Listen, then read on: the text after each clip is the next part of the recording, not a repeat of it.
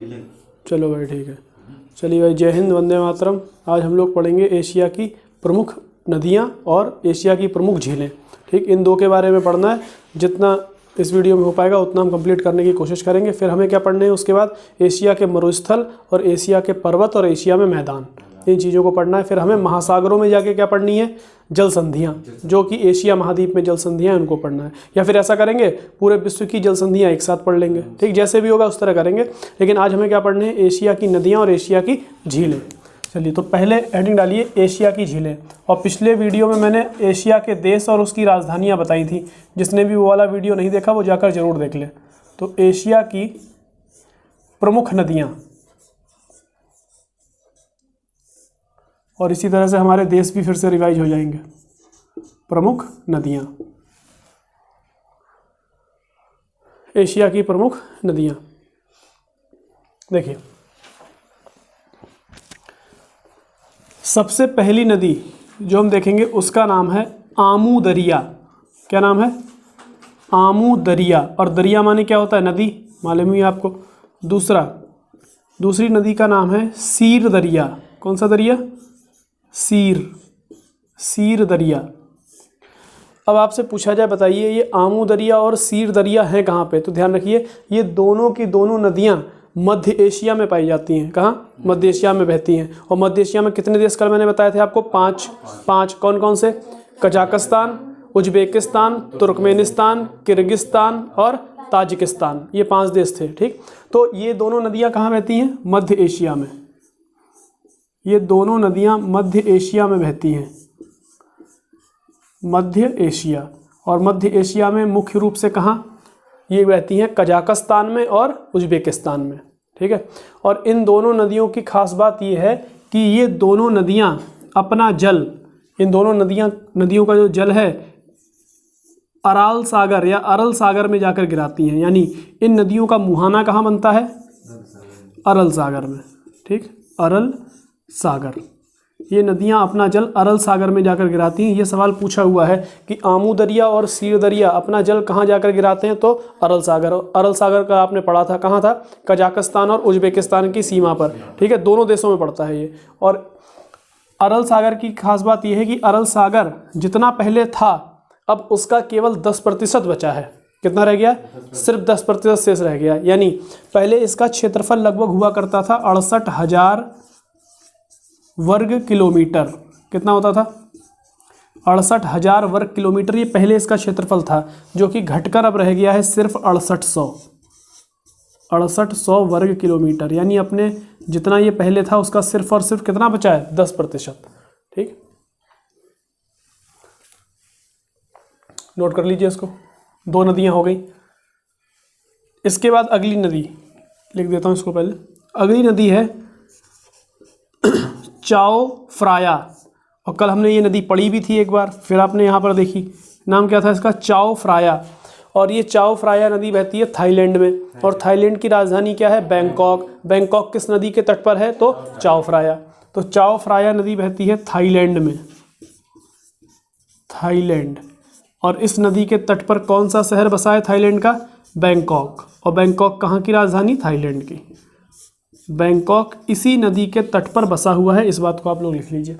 ये हो गई चाओ फ्राया नदी। ठीक है। इसके बाद अगली है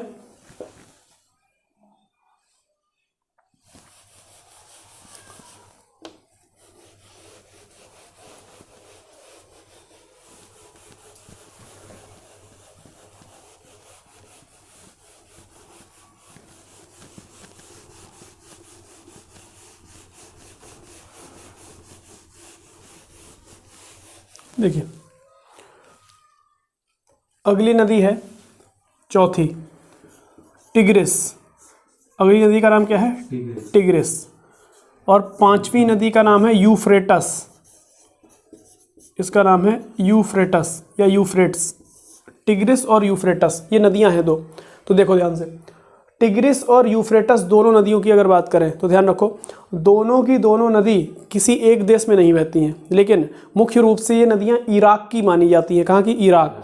लेकिन ये तुर्की में भी बहती है, सीरिया में भी बहती है, इराक में भी बहती है और कुवैत में भी बहती है। ठीक है, तो मुख्य रूप से कहाँ? 4 देशों में बह रही है, लेकिन सबसे बड़ी लंबाई इनकी कहाँ ज़्यादा है? इराक में। तो सुनो, पहले आपसे कहा जाए टिग्रिस, तो देखिए टिग्रिस के बारे में आपको एक बात ध्यान रखनी है, इसका नाम है दजला। इसका पुराना नाम क्या है? दजला। हाँ, और इसका पुराना नाम क्या है? फरहात। ठीक है, या फरात। दजला और फरात। तो आपसे पूछा जा सकता है कि निम्नलिखित में से किस नदी को दजला के नाम से भी जाना जाता है? तो टिग्रिस है। ठीक, किस नदी को यूफ्रेटस के नाम से जाना जाता है? तो फरात है। और याद रखना बड़ा आसान है, देखो फरात और इसमें भी फा आ रहा है, तो यूफ्रेटस में भी फा आ रहा है, फरात में भी फा आ रहा है, तो ऐसे याद रख सकते हो आप। यूफ्रेटस को क्या कहते हैं? फरात। और ये दोनों नदियां बहुत इंपॉर्टेंट हैं। कहाँ है? इराक में। ठीक, इराक आती कहाँ से अभी बताऊंगा, इराक में है मुख्य रूप से। और मेसोपोटामिया की सभ्यता इन्हीं नदियों के किनारे बसी थी। किनकी? दजला और फरात के। यानी मेसोपोटामिया की सभ्यता जिस भूमि पर पनपी, वो भूमि कहाँ है वर्तमान में? इराक में। इराक में। अब देखिए, ये दोनों नदियाँ इराक, लेकिन अब दोनों की बात ध्यान से सुनो। इनका जो उद्गम है, इन दोनों नदियों का उद्गम होता है टॉरस पर्वत से। कौन सा पर्वत? टॉरस। और ये टॉरस पर्वत है तुर्की में। कहाँ है? तुर्की में। और ये नदियाँ अपना जल कहाँ जाकर गिराती हैं? वो है फारस की खाड़ी। कहाँ जाकर गिराती हैं? फारस की खाड़ी में।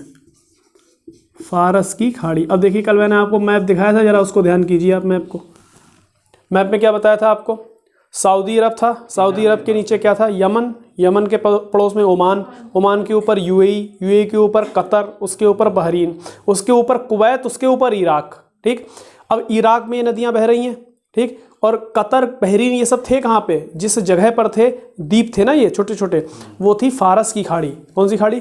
फारस की। एक बार वो वाला मैप उठा के लाना उधर से प्रशांत। देखो, मैं एक बार आपको मैप पे दिखा दूँ। एक बार देखना, यहाँ से जूम आगे के लिए बढ़ाऊंगा, दिख रहा है कि नहीं दिख रहा है? ये देखिए,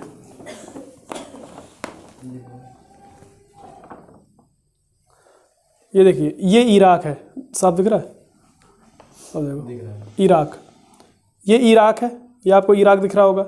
ये इराक और ये ईरान है। और यहाँ पर ये जो आपको नीला नीला दिख रहा है, ये क्या है? ये फारस की खाड़ी है। ठीक, और जो टॉरस पर्वत है वो तुर्की में है। यहाँ से ये नदी निकलती है और सीरिया, इराक होते हुए कहाँ गिरती है? फारस की खाड़ी में। कहाँ गिरेगी? फारस की। ये दोनों नदियाँ कहाँ से आ रही हैं? तुर्की से। इराक में सबसे ज़्यादा लंबी बहती हैं और कहाँ गिरती हैं? फारस की खाड़ी में। ध्यान रखिएगा, फारस की खाड़ी। ठीक, आप भी अपने मैप में देखिए आप लोग। चलिए, इसको यहीं रख दो।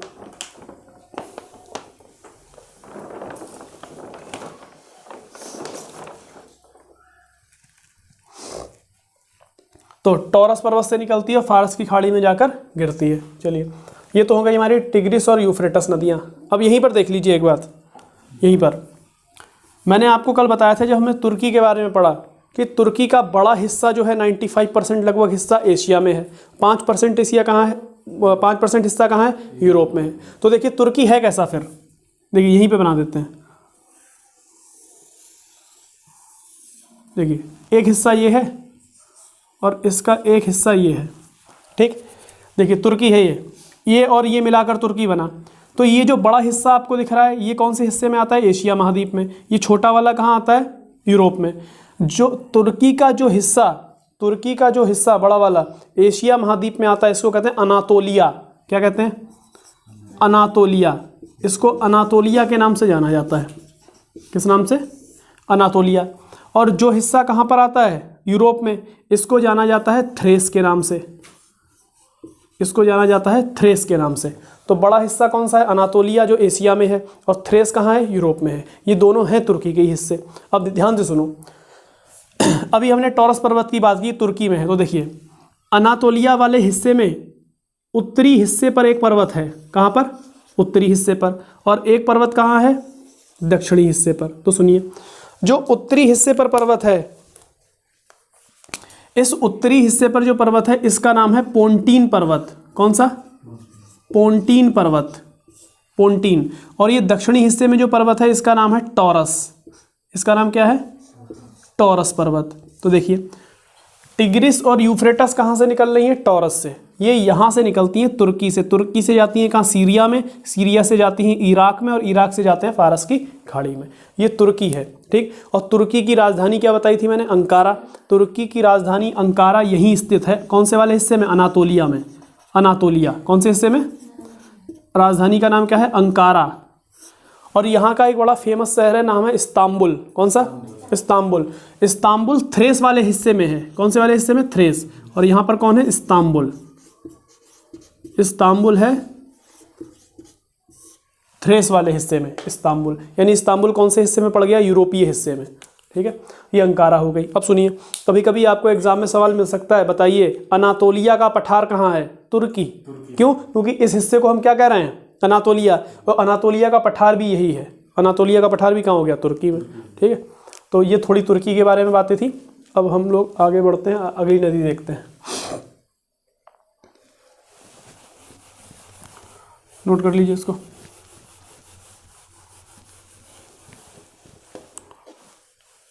बना लीजिए या स्क्रीनशॉट ले लीजिए।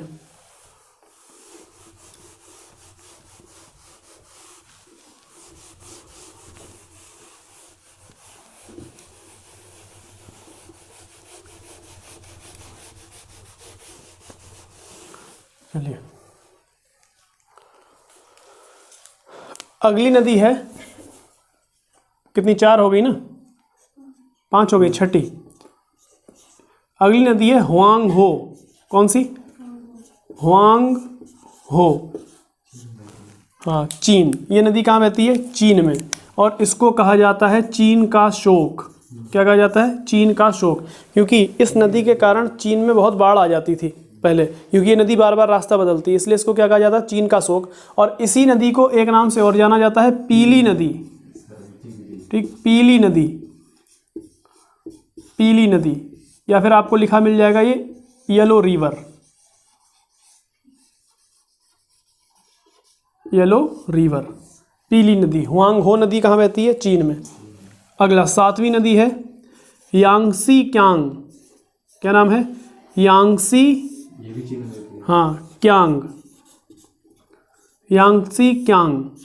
और ये नदी भी कहाँ बहती है? चीन में। और ध्यान रखें, ये चीन की सबसे लंबी नदी तो है ही, साथ में एशिया की भी सबसे लंबी नदी है। ये एशिया की सबसे लंबी नदी है, एक एशिया की सबसे लंबी नदी।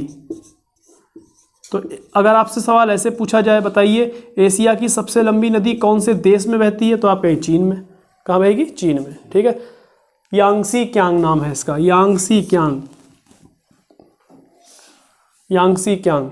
और इसी को हम लोग जब पढ़ते हैं तो कहते हैं यांग टी सी क्यांग। टी नहीं, टी साइलेंट रहेगा। जैसे सुनामी में टी साइलेंट रहता है, उसी तरह इसमें यांग टी सी नहीं, Yangtze, T silent, Yangtze Kiang, ठीक। ये नाम हो गया। अगली नदी है इसके बाद इरावदी। क्या नाम है इसका? इरावदी। अवती नहीं, वदी, इरावदी। और नवा, जैसे अब कई किताबों में वो इरावदी को इरावती लिख देते हैं, इरावती नहीं है, इरावदी ही है, ठीक है, इरावदी। दूसरी सालवीन। कौन सी है? सालवीन। और ध्यान रखिए, ये दोनों की दोनों नदियाँ म्यांमार में बहती हैं। कहाँ बहती हैं दोनों? म्यांमार में, ठीक। म्यांमार में दोनों नदियाँ म्यांमार में बहती हैं। अब याद क्या रखना है आपको इनमें? याद ये रखना है कि म्यांमार की जो लंबी नदी है सबसे, वो है सालवीन। कौन सी है? सालवीन सबसे लंबी नदी है, जबकि इरावदी प्रमुख नदी है, ठीक। क्योंकि जो बड़े इंपॉर्टेंट शहर हैं, वहाँ के महत्वपूर्ण नगर कहाँ बसे हुए हैं? इरावदी नदी के किनारे, ठीक। और सबसे लंबी नदी कौन है म्यांमार की? तो लिख लीजिए यहाँ पर, म्यांमार की सबसे लंबी नदी सालवीन।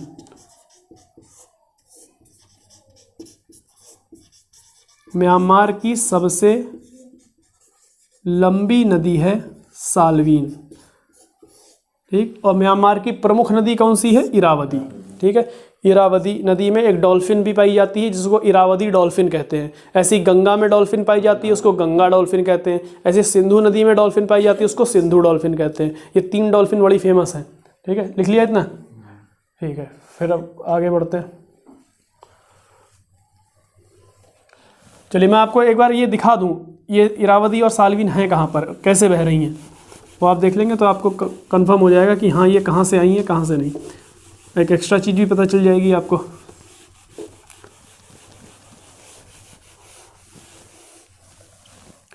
देखिए जैसे ये है,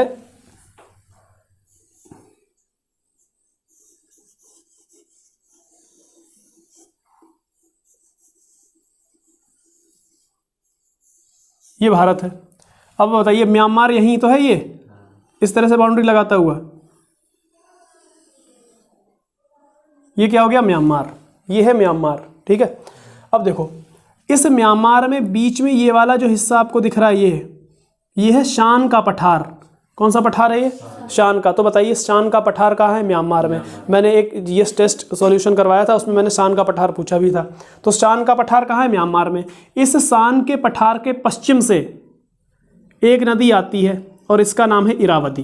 क्या नाम है? यानी शान के पठार के पश्चिम से कौन सी नदी बह रही है? इरावदी, आई लिख दिया। और शान के पठार के पूरब से एक नदी बहती है, इसका नाम क्या है? साल्वीन, इस पे एस लिख दिया। ऐसे बना लीजिए। ये म्यांमार का मैप है, इसमें शान का पठार है बीच में, शान के पठार के पश्चिम से इरावदी और शान के पठार के पूरब से कौन आ रही है? साल्वीन। और साल्वीन म्यांमार की सबसे लंबी नदी है। ठीक, इसको बना लीजिए, ऐसे आपको याद रहे।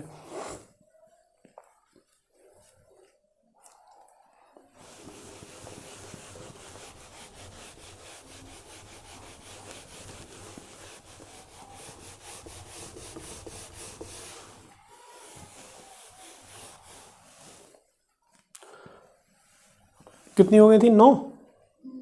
9। 10वीं नदी लिखिए मैकोंग। कौन सी नदी? मैकोंग, मैकोंग नदी।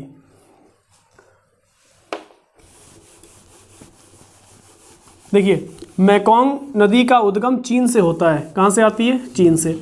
और ये कई देशों में बहती है। देखिए कैसे, ये चीन से आती है, ठीक, चीन से जाती है थाईलैंड में। कहाँ जाती है? थाईलैंड में। और थाईलैंड के बाद जाती है एलसीवी कंट्रीज़ में। कौन सी कंट्रीज़?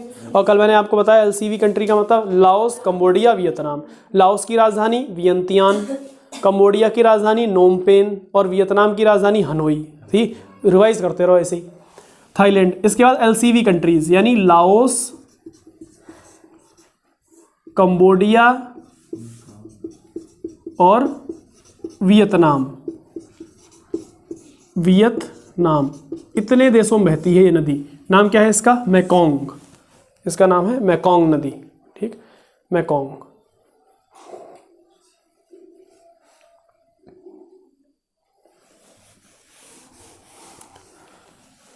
देखो भाई, इसके बाद 11वीं नदी का नाम है जॉर्डन। कौन सी नदी है? जॉर्डन नदी। और जॉर्डन नाम का एक देश भी पढ़ा था आपने, ठीक है, जॉर्डन। तो बताइए जब देश का नाम जॉर्डन है और नदी का नाम भी जॉर्डन है तो जॉर्डन में तो बह ही रही होगी, ये तो कन्फर्म बात है बिल्कुल। ठीक है, लेकिन कहाँ कहाँ बहती है वो देखो। ये सीरिया से आती है। कहाँ से? Syria.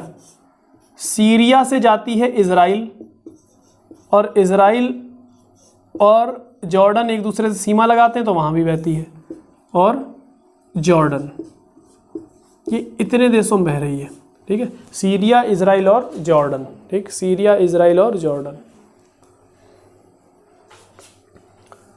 Syria, Israel, Jordan, Jordan नदी। ठीक, ये हो गई जॉर्डन नदी।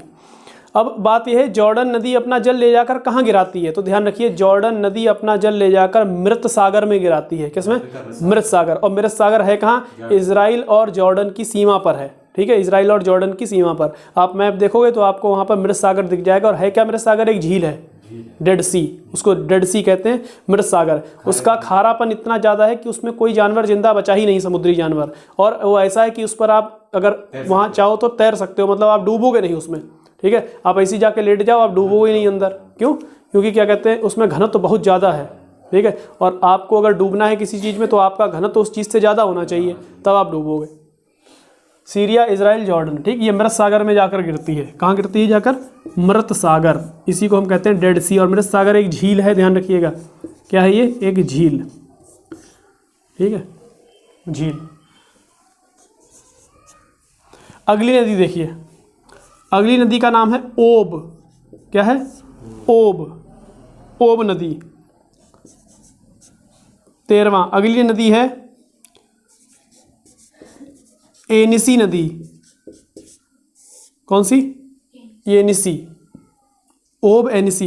नीचे दिख नहीं रहा होगा शायद, दिख रहा है? देखो अभी और लिख सकते हैं नीचे। ठीक, चलिए। तो देखिए ओब नदी है रूस में। कहाँ है? रूस में। और एनिसी नदी भी कहाँ है? रूस में। अब सुनिए ध्यान से, ओब नदी के बारे में सुनिए ध्यान से। ओब नदी, ओब नदी दुनिया का सबसे चौड़ा मुहाना बनाने वाली नदी है। यानी जब ये अपने मुहाने पर अंत में गिरती है जाकर जब सागर में, ठीक, तो सबसे चौड़ा मुहाना बनाती है। कैसा? सबसे चौड़ा। ठीक, सबसे चौड़ा मुहाना। तो सबसे विश्व में, पूरे विश्व में सबसे चौड़ा मुहाना किस नदी का है? ओब नदी का।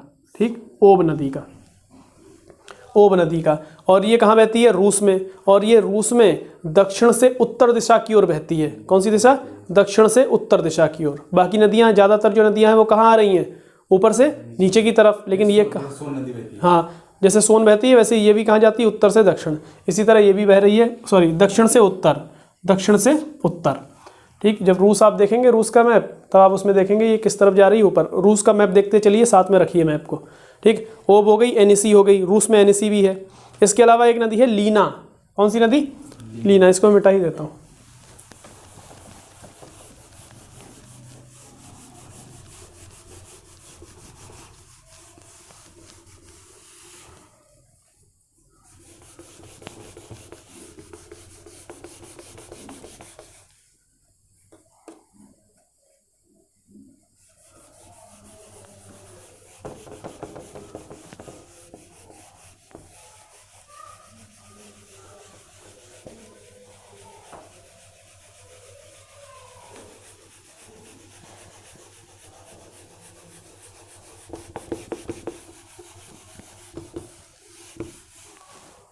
कौन से नंबर की नदी है ये?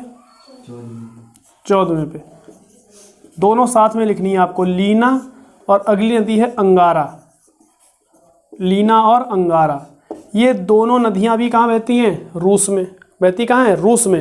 लेकिन खास बात सुनिए, इनकी खास बात ये है कि इन दोनों का जो उद्गम है, उद्गम वो बैकाल झील से होता है। कहाँ से? बैकाल झील। और ये दुनिया की सबसे गहरी झील मानी जाती है। बैकाल झील दुनिया की सबसे गहरी झील है। और इसका जो लीना और अंगारा दोनों का जो उद्गम स्थान है वो भी क्या है? बैकाल झील। ठीक, बैकाल झील है। इसके बाद अंतिम लिखिए, अमूर नदी। कौन सी? अमूर। ये रूस और चीन दोनों में बहती है। और आप कह सकते हो कि ये रूस और चीन की सीमा बनाती है। ठीक, रूस और चीन की सीमा। रूस, और देखो मैं आपको दिखा दूं कहाँ पर है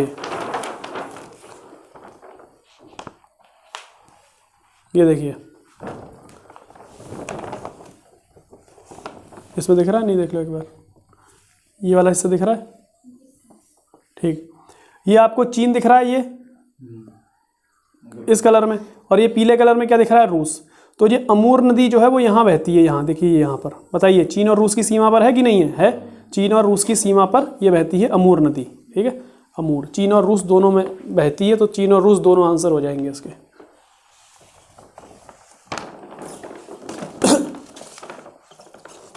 ठीक, तो ये हमारी कुछ प्रमुख नदियाँ हो गई। इसके बाद हम क्या देखेंगे? प्रमुख झीलें, एशिया की प्रमुख झीलें। हेडिंग डाल लीजिए, एशिया की प्रमुख झीलें।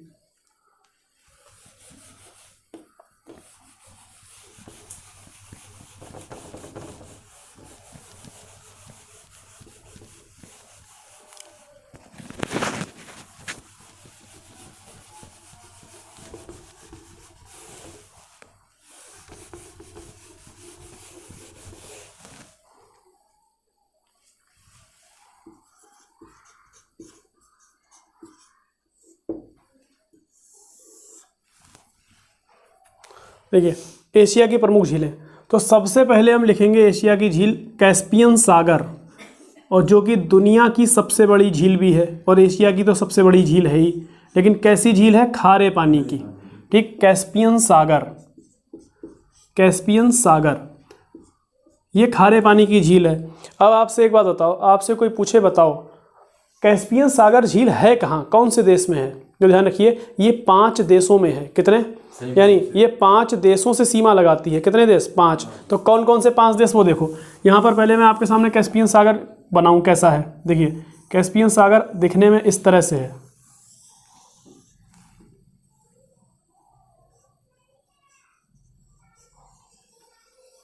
ऐसा ये है कैस्पियन सागर। आप मैप में भी देखेंगे तो कैस्पियन सागर आपको ऐसा ही दिखेगा। ठीक, अब ये क्या भरा हुआ है? इसमें जल है। ठीक, खारे पानी की दुनिया की सबसे बड़ी झील है ये, और इसका क्षेत्रफल बहुत ज़्यादा है। समझिए भारत में जितना क्षेत्रफल राजस्थान का है लगभग उतना ही क्षेत्रफल कैस्पियन सागर का है। ये 3 लाख वर्ग किलोमीटर से ज़्यादा क्षेत्रफल रखती है। ठीक है, आपसे पूछा नहीं जाएगा क्षेत्रफल, ध्यान रखना है 3 लाख वर्ग किलोमीटर से ज़्यादा का क्षेत्रफल है इसका। अब देखिए, अब इसे सीमा कितने देश लगा रहे हैं? मैंने बताया 5। कितने? 5। ये दिख रहा है क्या नीचे? देखो दिख रहा है, दिख रहा है। चलिए ऊपर नीचे लिखना नहीं है। इस कैस्पियन सागर के नीचे का हिस्सा जो आपको शायद दिख नहीं रहा होगा फ्रेम में, इसके जो नीचे का हिस्सा, एक काम करता हूँ मैं इसको थोड़ा सा ऊपर बनाता,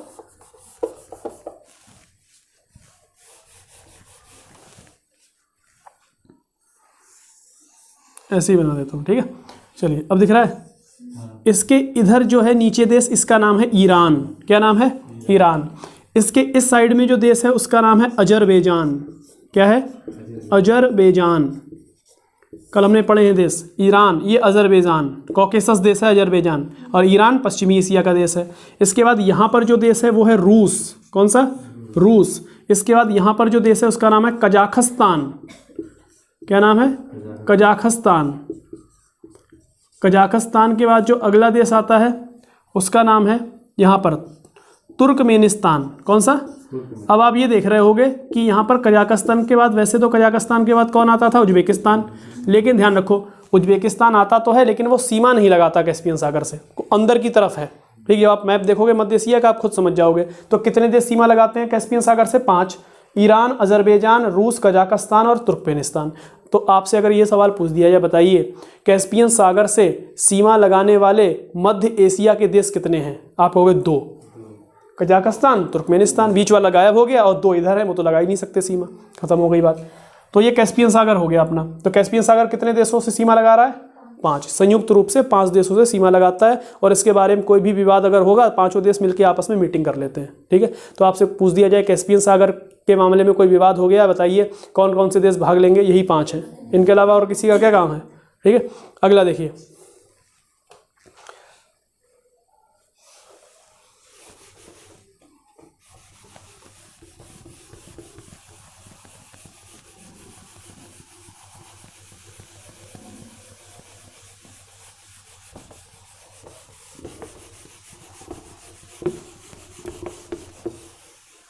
दूसरा है बालखस झील। कौन सी झील? बालखस झील। और ये बालखस झील है कजाकिस्तान में। कहाँ है? कजाकिस्तान। ठीक, मध्य एशिया का सबसे बड़ा देश है कजाकिस्तान। और ये खारी झील है कजाकिस्तान। क्या राजधानी थी कजाकिस्तान की? नूर सुल्तान। और ध्यान रखो, जिसने भाई नहीं देखा है वीडियो, आप लोग वीडियो जरूर देखें, क्योंकि देश और राजधानी आपको तभी पता चलेंगी। और आप लोग याद करें भाई, जो यहाँ ऑफलाइन बैठे हैं। ठीक है, इन लोगों को भी याद करना है, और आप लोग जो वीडियो देख रहे हैं इनको भी याद करना है। चलिए, कैस्पियन सागर हो गया, बालखस झील हो गई। इसके बाद लिखिए बैकाल झील। कौन सी झील? बहुत इंपॉर्टेंट झील है ये, बैकाल झील। और ये दुनिया की सबसे गहरी झील है, और कहाँ पाई जाती है? रूस में। लेकिन कई बार आपको रूस ऑप्शन में देगा ही नहीं, आपको ऑप्शन में देगा साइबेरिया। कहाँ? अब साइबेरिया क्या है? तो कुछ नहीं, साइबेरिया रूस के दक्षिणी हिस्से को क्या कहते हैं? साइबेरिया। ठीक है, साइबेरिया। तो रूस के किस हिस्से में है? साइबेरिया में। साइबेरिया। ठीक, साइबेरिया। जैसे कई बार आपसे सवाल पूछा जाता है, बताइए अगर भारत में हिमालय नहीं होता तो क्या होता? तो आप कहते हैं हिमालय अगर नहीं होता तो पूरा भारत एक ठंडा मरुस्थल बन जाता। बनता कि नहीं? क्यों बन जाता? ये साइबेरिया से चलने वाली हवाएं पूरा हमको ठंडा मरुस्थल बना देती। क्यों? साइबेरिया में बहुत भयंकर ठंडी हवाएं चलती हैं। ठंडी क्यों? वहाँ टेम्परेचर ही माइनस में होता है। एक जगह है बरखोयांसक रूस में, वहाँ का टेम्परेचर -85 है। यानी यहाँ पे लगभग हर जगह का टेम्परेचर -70 -60 रहता ही रहता है। तो यहाँ से चलने वाली हवा भी कैसी होगी? माइनस में ही चलेगी, यानी ठंडी होगी बहुत ज़्यादा। होगी कि नहीं। तो अगर हिमालय नहीं होता तो वो सीधी सीधी आ जाती हमारे यहाँ भारत में, और पूरा भारत को क्या बना देती, ठंडा मरुस्थल, ठीक है, पूरा लद्दाख जैसा बना देती मतलब। लेकिन उसने बचा रखा है हमें। तो साइबेरिया में कौन है, बेकाल, और ये दुनिया की सबसे गहरी झील है। कैसी है, सबसे गहरी, जिसकी अधिकतम गहराई, अधिकतम गहराई लिख लीजिए, पूछी जाती है। मैक्सिमम यानी अधिकतम गहराई है 1632 मीटर। कितनी है, 1632 मीटर, ठीक, बेकाल झील। और इस बेकाल झील के बारे में एक और इम्पॉर्टेंट बात, बेकाल झील को साइबेरिया का मोती कहते हैं। कहाँ का मोती, साइबेरिया का मोती, ठीक, लिख लीजिए, इसे साइबेरिया का मोती कहा जाता है। इस झील को यानी बेकाल झील को साइबेरिया का मोती कहा जाता है, साइबेरिया का मोती। ये बेकाल झील के बारे में बात है।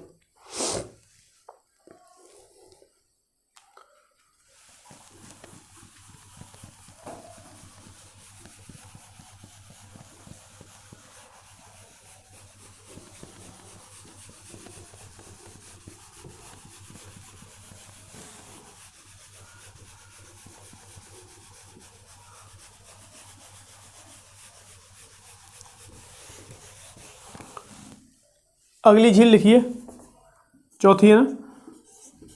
अगली झील का नाम है टोनले सप। झील का नाम है टोनले सप। अब देखिए ऐसे जब क्वेश्चन एग्जाम में आ जाते हैं तो फिर होते नहीं। टोनले सप ये झील है, और ध्यान रखो कोई ऐसी वैसी नहीं, बहुत इंपॉर्टेंट झील है। ये दक्षिण पूर्वी एशिया की सबसे इंपॉर्टेंट झील है, और ये कंबोडिया में है। कहाँ है, कंबोडिया। LCV कंट्रीज में आता है कंबोडिया या नहीं आता, आता है। ये कंबोडिया की झील है और दक्षिण पूर्वी एशिया की एक महत्वपूर्ण झील मानी जाती है। नाम है टोनले सप। इसके बाद पांचवा, इसका नाम है वान। कौन सी झील, वान झील, हाँ तुर्की। और वान झील कहाँ है, तुर्की में, ठीक, वान झील। और ध्यान रखिए ये खारे पानी की तो है ही, ये विश्व की सबसे अधिक खारी झील है। अगर आपसे पूछा जाए दुनिया की सबसे खारी झील कौन सी है, वान, ठीक। सबसे बड़ी झील पूछे तो कैस्पियन सागर जो खारी है, लेकिन सबसे ज़्यादा खारी कौन है खारेपन के मामले में, वान झील, ठीक, हाँ सर्वाधिक खारी।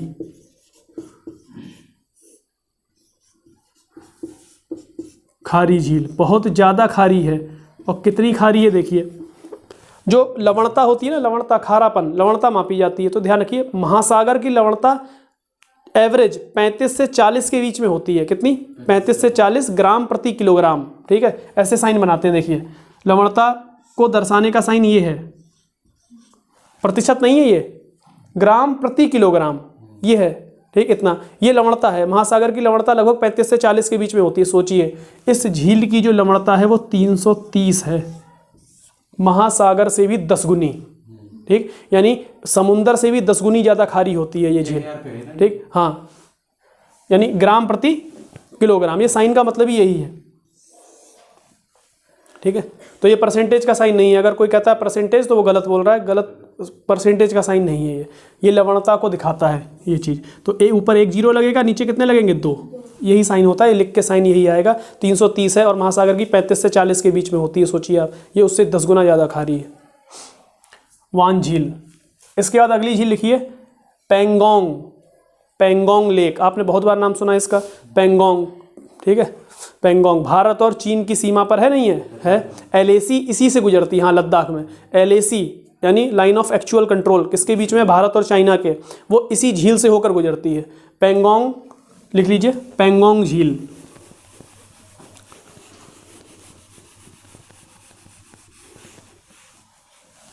कौन से 6 नंबर पे,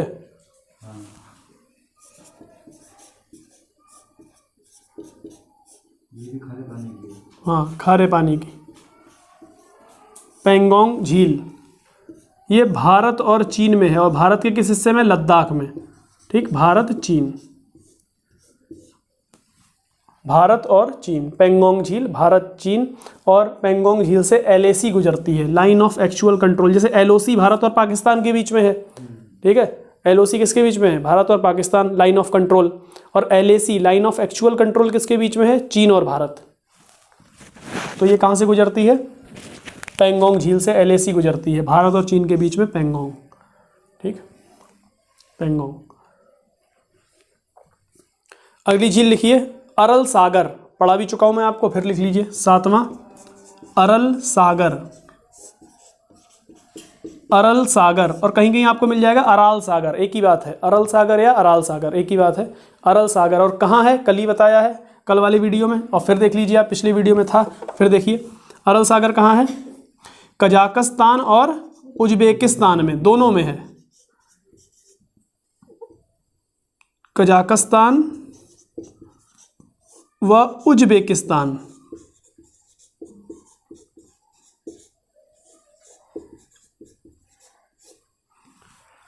कजाकिस्तान व उज्बेकिस्तान। और अभी मैंने आपको बता दिया था कि ये अपने जितना था पहले उसका सिर्फ 10% रह गया है, ठीक है, हाँ ठीक, उसका क्या रह गया, ये 10% रह गया है, ठीक, केवल 10%। और आमू और सीर दरिया दोनों कहाँ आकर गिरते हैं, इसी में आकर गिरते हैं, ठीक, इसी में। इसके बाद अगली झील लिखिए उर्मिया झील, उर्मिया, उर्मिया झील।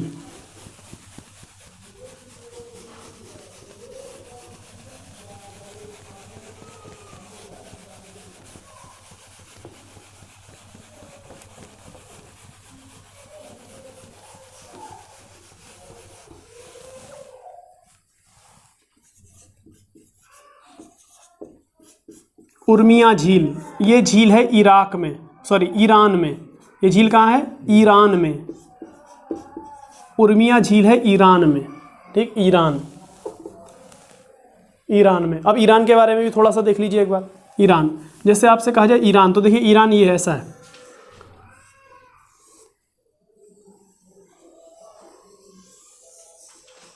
ये मान लीजिए ईरान है, ठीक है, इस तरह का मैप है ईरान का, आप मैप में देख लीजिएगा, ईरान है।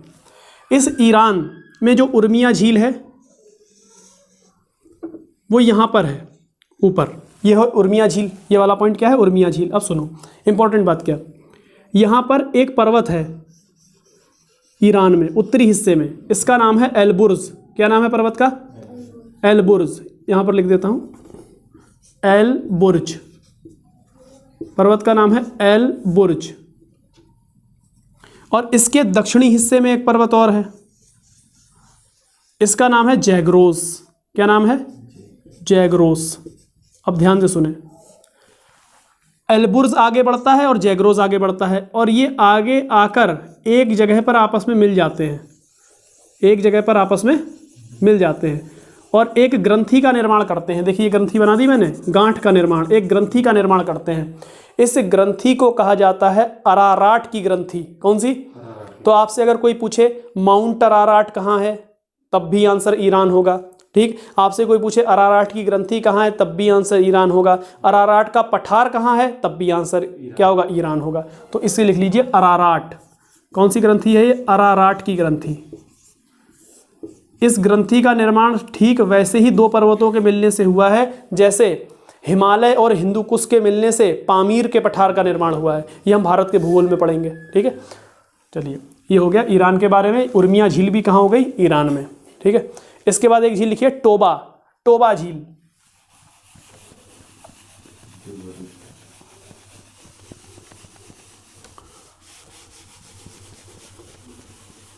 टोबा, और टोबा झील है इंडोनेशिया में। कहाँ है, इंडोनेशिया। तो देखो दक्षिण पूर्वी एशिया के देशों में आपको दो झीलें देखने को मिली, एक टोनले सप जो कंबोडिया में थी, और एक कौन सी, टोबा, जो कहाँ है, इंडोनेशिया में। टोबा झील कहाँ है, इंडोनेशिया, इंडोनेशिया, ठीक, इंडोनेशिया में लिख लीजिएगा, इंडोनेशिया, इंडोनेशिया में टोबा झील, इंडोनेशिया। इसके बाद एक और लिखिए बस, फिर हम इंडोनेशिया के बारे में जानेंगे एक बार। लोपनूर झील का नाम क्या है, लोपनूर, और लोपनूर झील है चीन में, ये झील है चीन में, लोपनूर। ये एशिया की कुछ प्रसिद्ध झीलें हैं, ठीक, ये हमने देख ली हैं। अब हम जरा इंडोनेशिया को देख लें एक बार।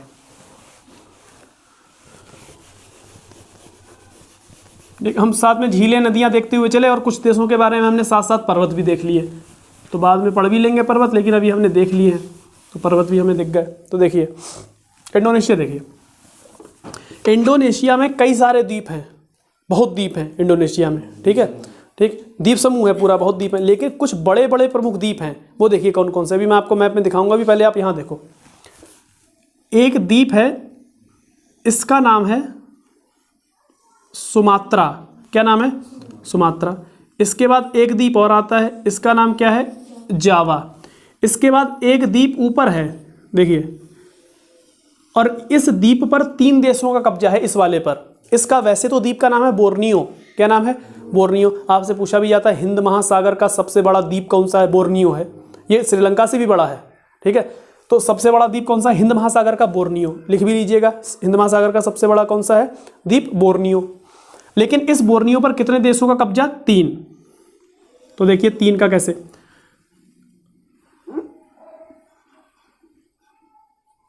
ये देखिए,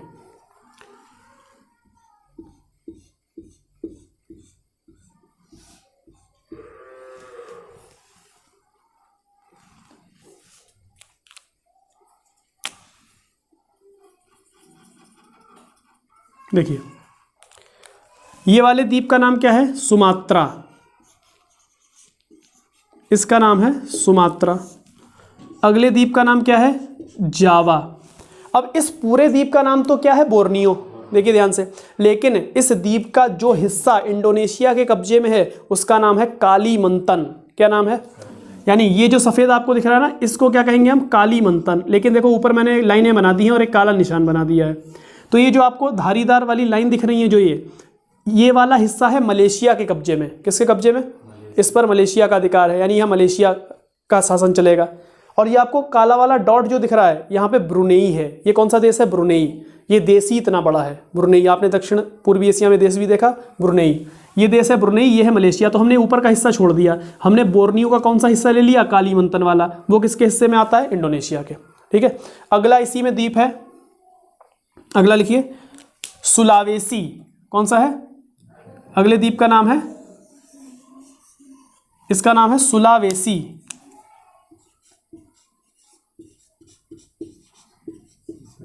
इसका नाम है सुलावेसी। और इसके बाद एक और द्वीप है आगे, इसका नाम है इरियन जया। क्या नाम है?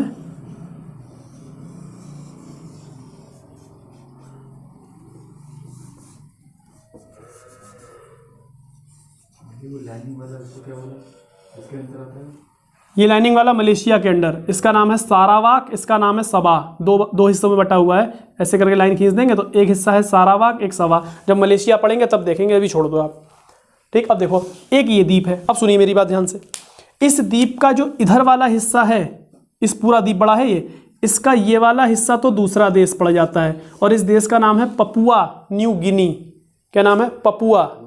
पपुआ न्यू गिनी, ठीक है। लेकिन ये वाला जो हिस्सा है ये किसके कब्जे में है?